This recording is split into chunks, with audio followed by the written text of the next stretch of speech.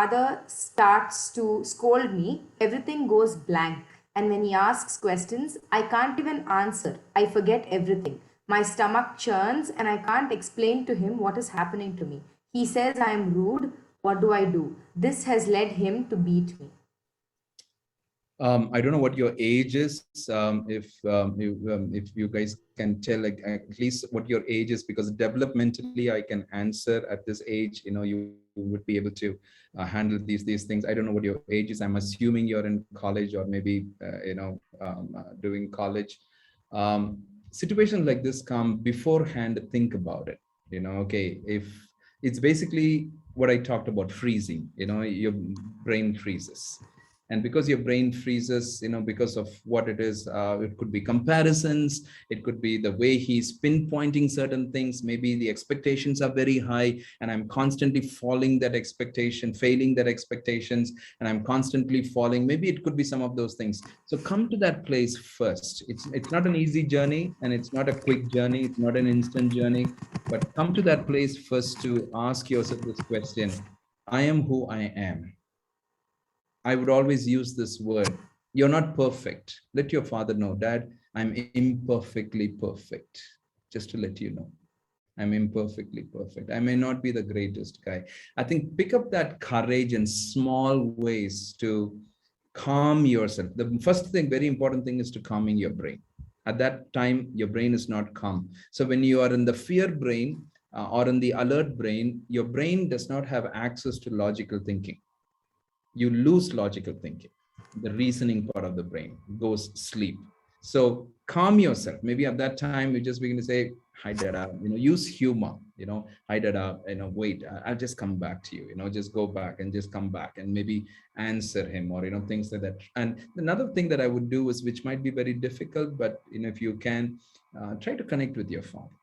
Try to connect, spend some time, just connect. And it just says how you can, cherish some of those things. I don't know, again, that's why I don't know how old you are.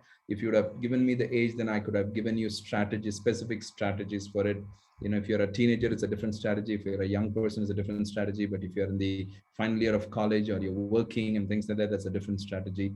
But learn to speak back, not rudely. I would always give you this principle: speak softly and lead strongly. Many a times we do the other way around. We speak strongly and lead softly. No, speak softly and lead strongly. That's a principle. Thank you so much, Anu. The next one is here. How do we help someone who has clearly gone through difficulties and is struggling to cope? The first very important thing, even before there were some questions that they were doing and the polls that they were doing, connect before you correct. Connection comes before correction. When you connect with people, me to have 11 kids in my home, all of them are teenagers right now, 18, 19, 20, to handle so many kids inside my home, inside my family. Sometimes teenage life, it's between mad and madness. Our home is, with all the emotions rising up and going down, and it's like a tsunami every day hitting our house. But one of the key things that me and my wife have done is to connect with our children, spend time with our children. Connect before you correct. Second, we are not there to fix that person. We should not be looking at fixing that person, but rather taking that journey alongside to helping them discover that process of healing, of how they can walk. I can't fix a person. I can just walk alongside. Thank you so much, Anu.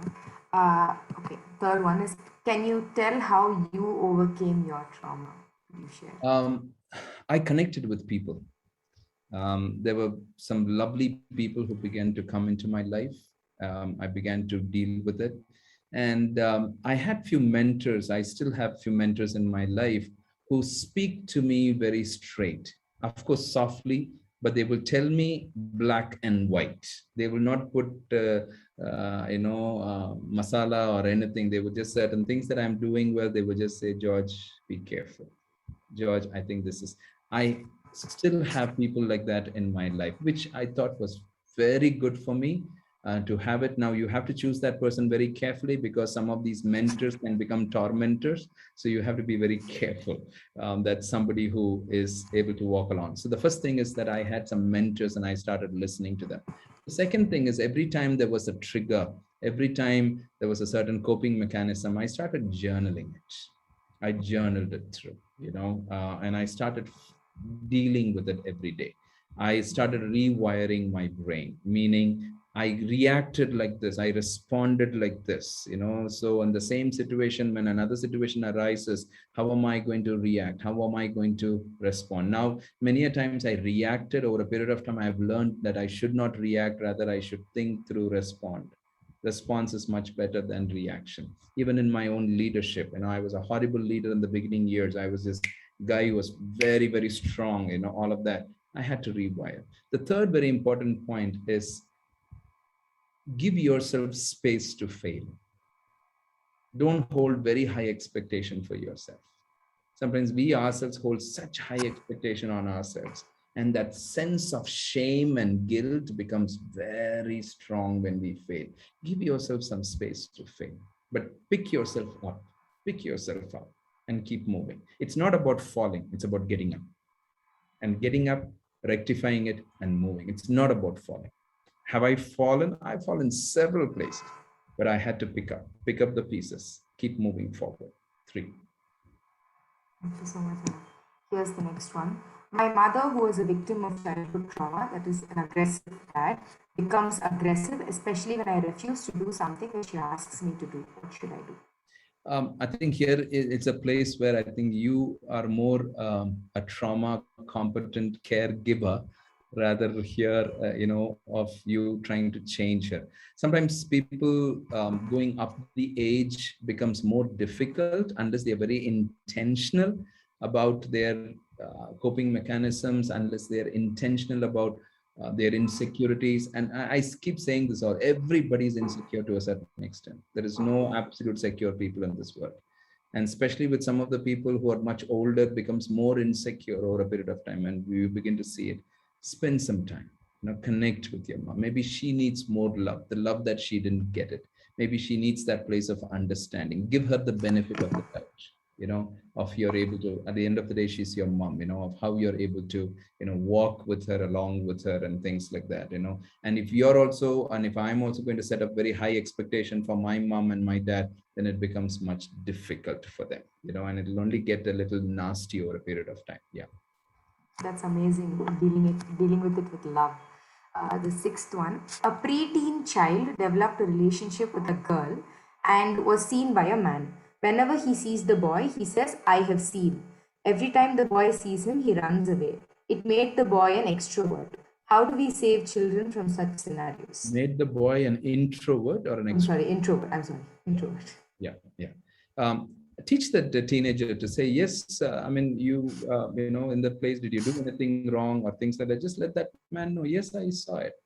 Yes, I was there talking to that girl, or things like that. Or if you have done something wrong, I would teach the teenager to open up to somebody trusted, like a mother or a father, and break the ice. The principle is this: anything you keep in darkness will play around. You bring it to the light, darkness does not have a space. That's beautiful. The seventh one. I was scolded and beaten for little things in my childhood. Sometimes it was my fault, but I think if my parents communicated with me, things could have been better. It has impacted my emotions. When someone corrects me, I feel attacked, as if they are trying to minimize me by my mistakes. What do I do? You knowing that this has been your core issue itself is half problem solved. Now deal with it. So for me, it was one of the same things that I had to deal with. My father, every time I carry something, he would just say, "Don't drop it, don't drop it, don't drop it, don't drop it." What did I do? I dropped it. Even at the age of 22, I was still not able to carry a glass. I would shiver. But I had to keep speaking this to myself. No, I am not a product of those naggings and scoldings. Now I am a special a person that I have been developed into. I don't have to go by I'm not a product of my past trauma. I have to be who I am today, So I started speaking that and take up some of those situations, and begin to do it well. Begin to do it well. And if you have a person who's like this, who's very nagging and always trying to find every little thing, mistakes, and things like that, again, I said this before, let that person know, I mean, I will never be able to fulfill your expectations, but please understand, I'm imperfectly perfect and I'm still very special. Let that person know. I hope you have time to spare, Anna, because the number of questions that are coming in is just flooding our chat box right now. Here's the next one. How to react towards parents' divorce, where I personally don't have any problem with them. This started at the age of 5. Now, can I call this as shackles from my childhood, which still continues to exist? I again don't know all the different angles of how the transition happened, and is there another person that has come into your life, and how was your thing? That's what I said. Negative things maybe did not happen, but did positive things did not happen? Good things that did not happen. I don't know what it is. You only have to take it. Let me just put something like this. The same person, there are 5 people who would have gone through the same incident, but the impact of trauma would be very different in all those 5 people. Not that everyone gets affected very badly. Please understand that. Something called an inbuilt resilience in certain people's life, and they are able to be resilient to a certain place. So I would take it as it comes. I don't know what behaviors you're managing. I don't know what things that you're managing. So I will take it one at a time. I would not deal everything together. Split it out, divide and conquer. Split it up and begin to conquer. How can I be strong towards my convictions? um, get it rooted very strong, very, very strong. I'll tell you, one of my convictions is that I live a very transparent life with my wife. So we both have iPhones. I have synced our iPhones on iCloud.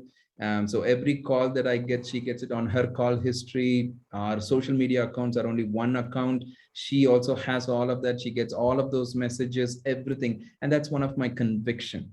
So act on your convictions. When you act on your convictions day after day after day after day, it becomes much stronger. But you need to first find out what your convictions are. What are some of your strong convictions? What I will not do, what I will do, what I can do, and what I should not do. Got it. Um, I used to call a person as brother. He took chance on me by offering me a job.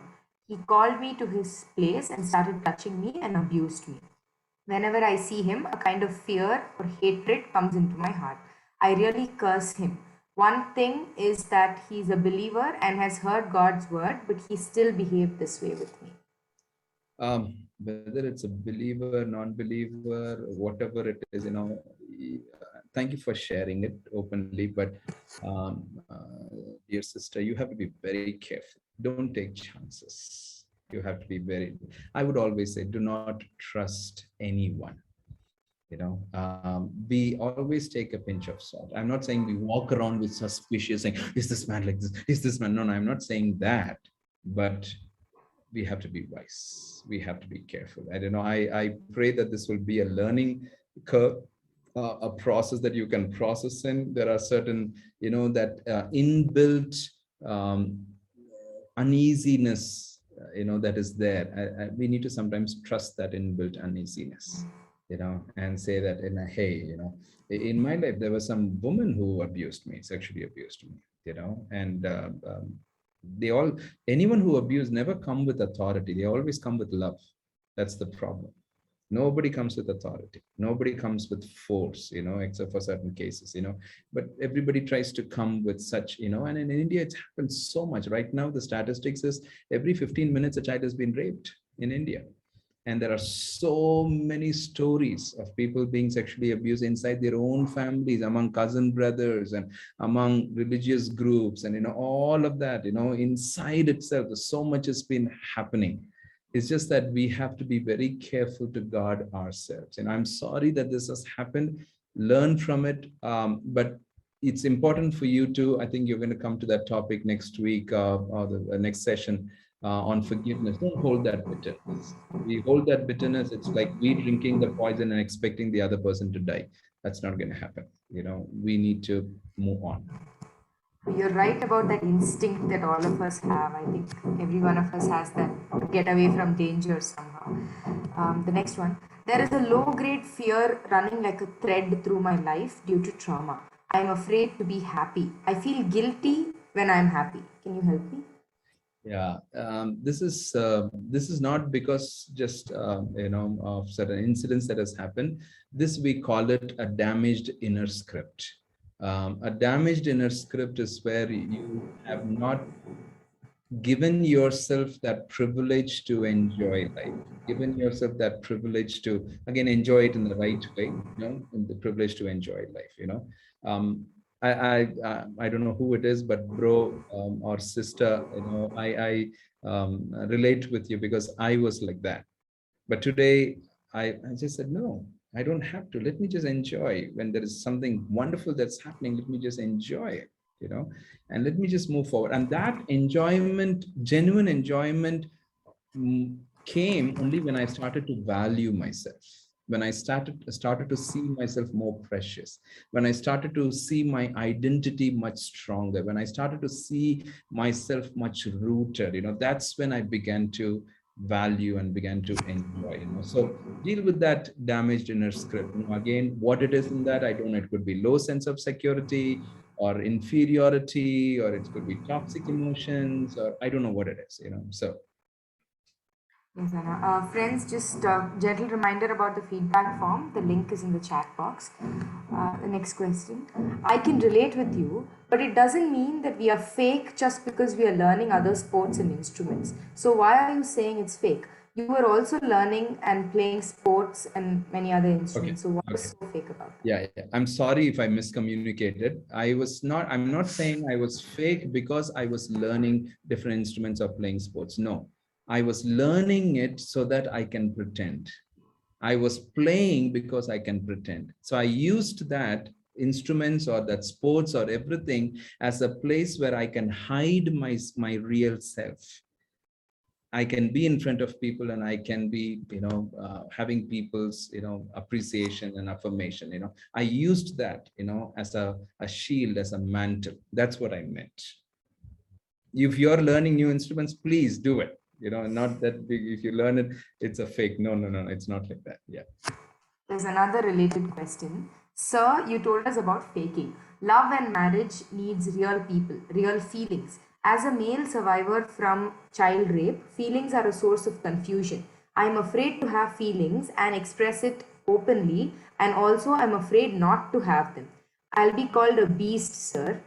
How do we pick up balance between being vulnerable in a relationship and expressing feelings, and also where we shouldn't express any emotions? It's a very deep question. There are a lot of angles to it, but I'll just give you one. Build a trust. Build a trust.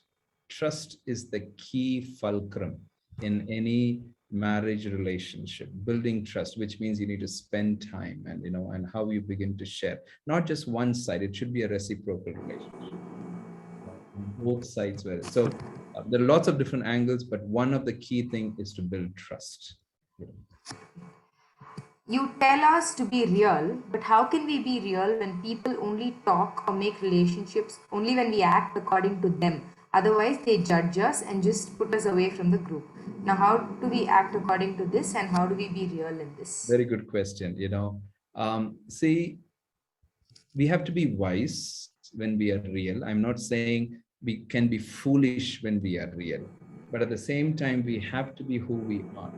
If we are not going to be real, like just you said, I have to change myself. So that particular group, I have to be like this particular group, I have to be like this. Over a period of time, we will lose our own self.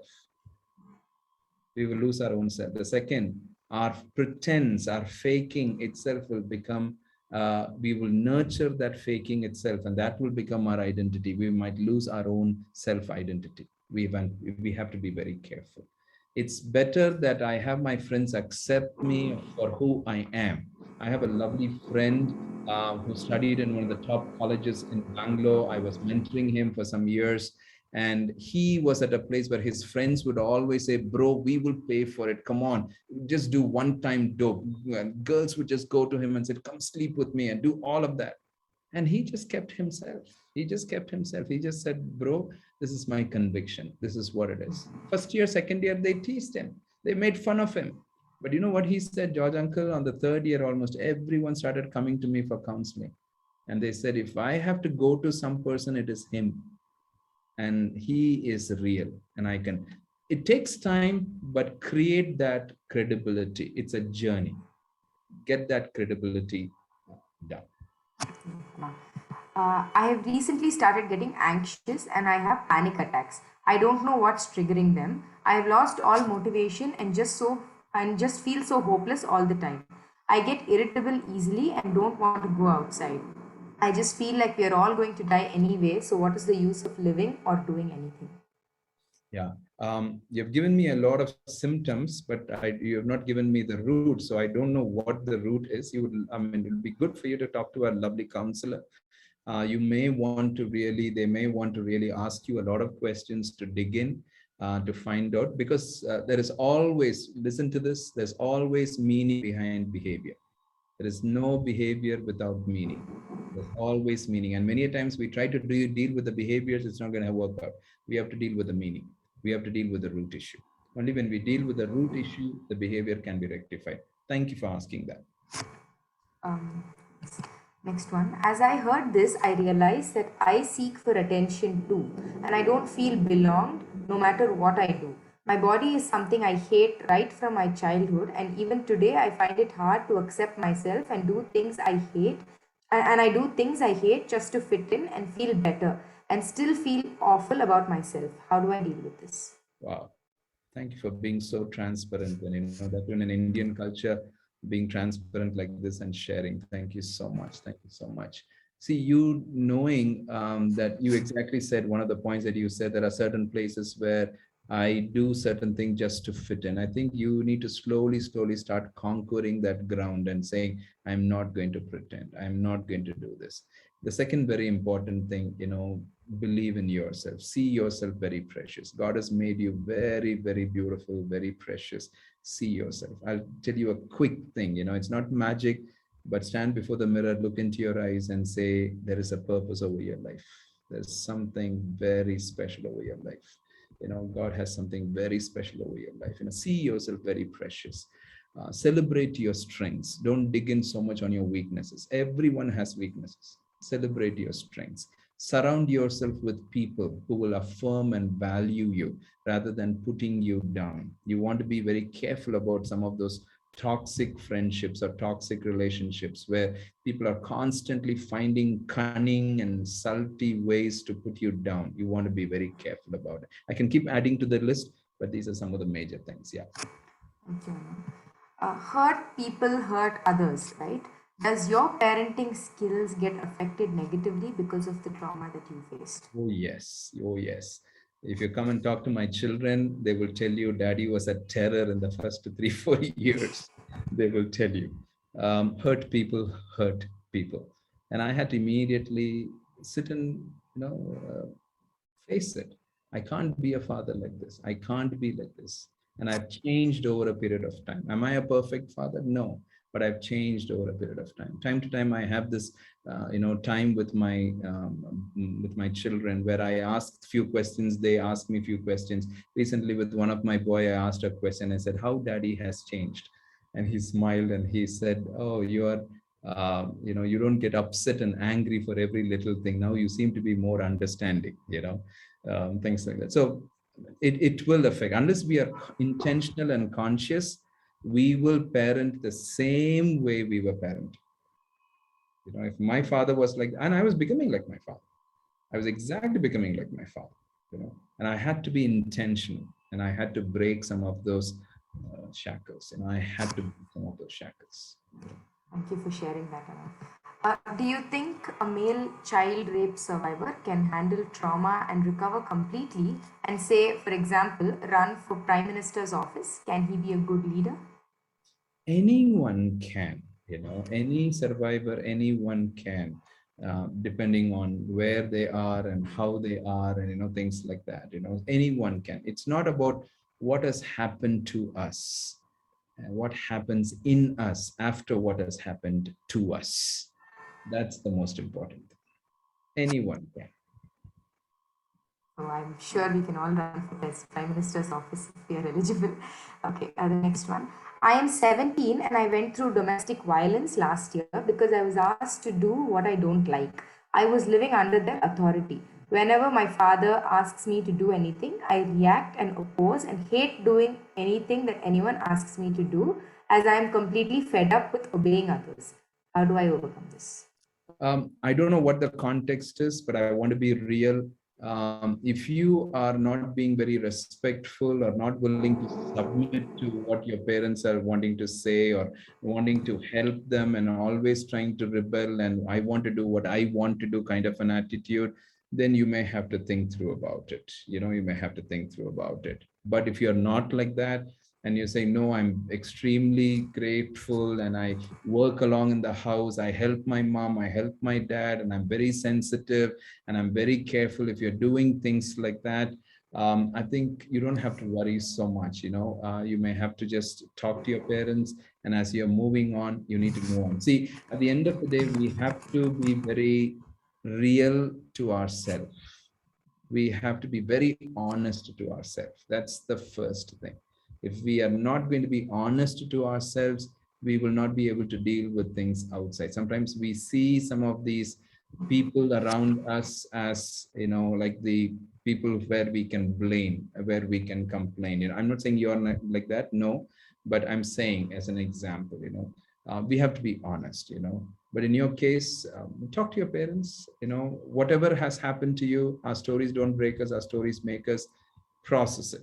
What has happened, how it has happened, why it has happened. Was there something wrong with you, or was there something right with you? If it's wrong, I change it. If it's right, I leave it, I move on. Begin to process it. So this is the next one is a really big one. I'll read it out.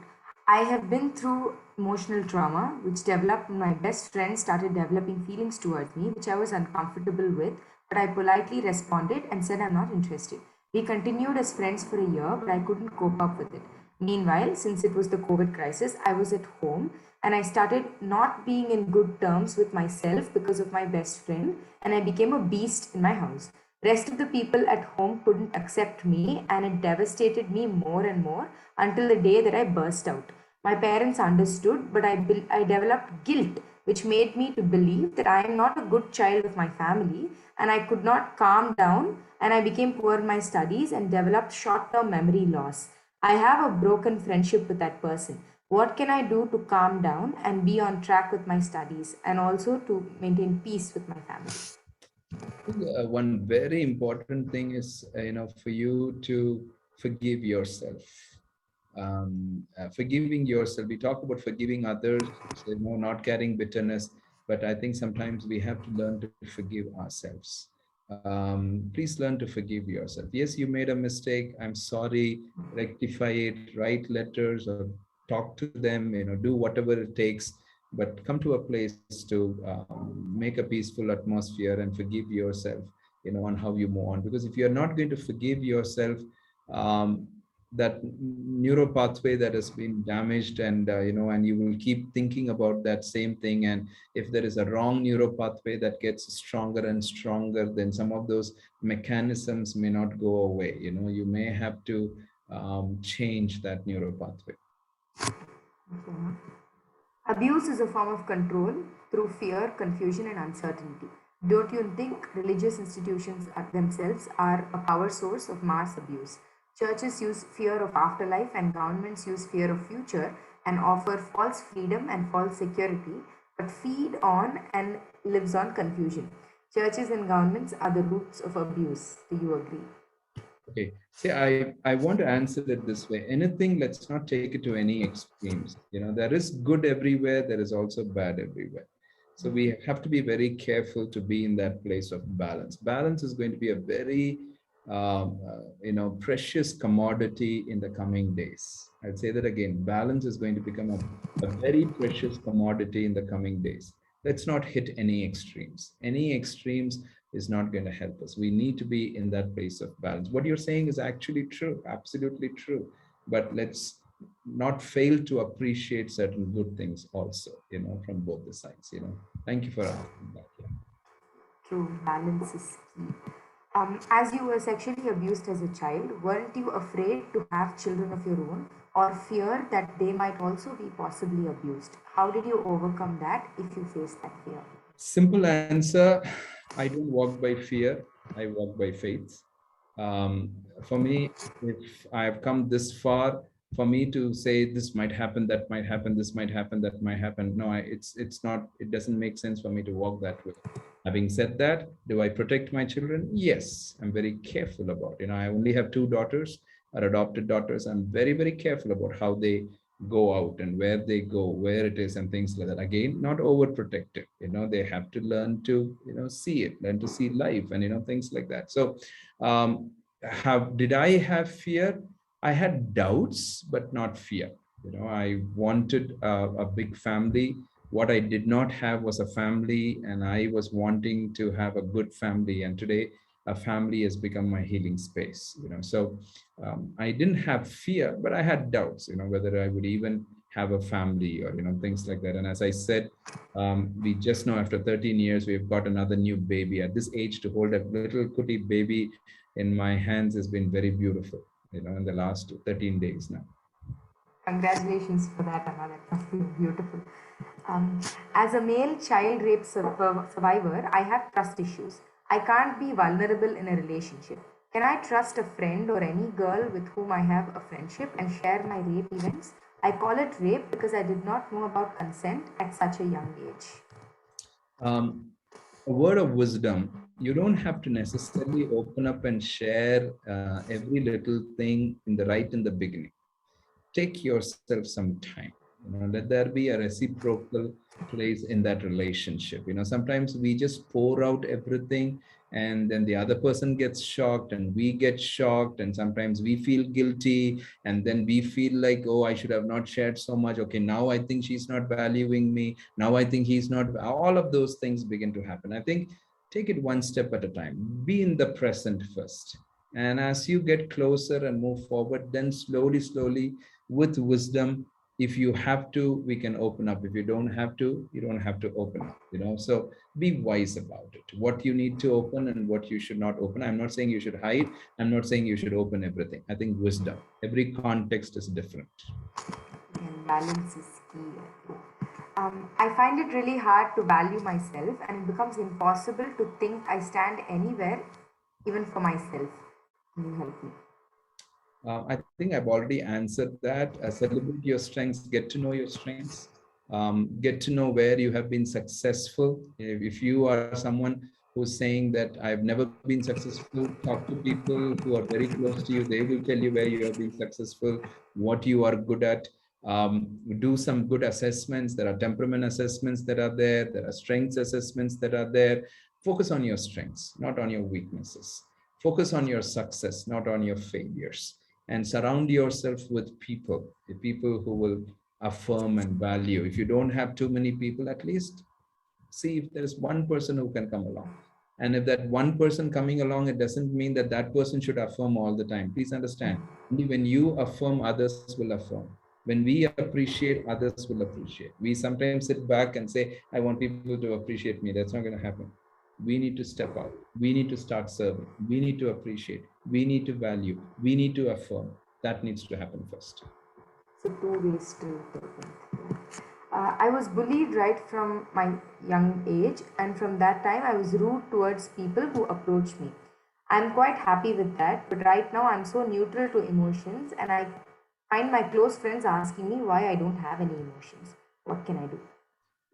I don't have an answer because I don't know what has changed. There could be an experience, there could be a circumstance, there could be an incident. I don't know what that incident is, or any experience would have given you a lot of different thought process and things like that. I'm not able to answer that.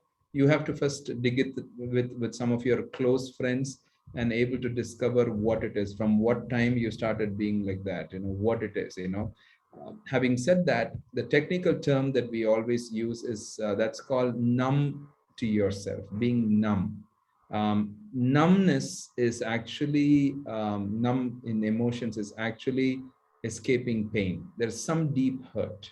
There's a deep emotional hurt, and we start getting numb to pain. So we have to first discover what that emotional hurt is, what that hurt is, because we are trying to escape that pain. And in that process of escaping that pain, could be insecure, whatever it is, whatever is that deep insecure pain or emotional pain, whatever it is, learn to face it. Once you face it, you will be able to rediscover your emotions, that you will not get numb. Okay, thank you. Just have two more. I am an unmarried male child rape survivor. Is marriage a way we trade security with the other person and discount freedom to them? Does marriage have freedom? Um, I live with freedom in my marriage, so I don't know. You're asking, does marriage have freedom? Absolutely. But please understand one thing: any relationship is hard work. Any relationship is hard work. Any friendship is hard work. It's not going to happen. We need to first lay ourselves down for the other person, because the most difficult thing is that ego that comes in between. Why are you not doing this to me? You know who I am, you know what it is. That's where the problem comes. I think if I'm able to lay myself down for the other person, any friendship, any relationship can survive. Thank you. After my childhood trauma of being abused in my own home, I had to stay silent to whatever happened with me that day. Even today, I am not able to stand up for myself when someone does something wrong.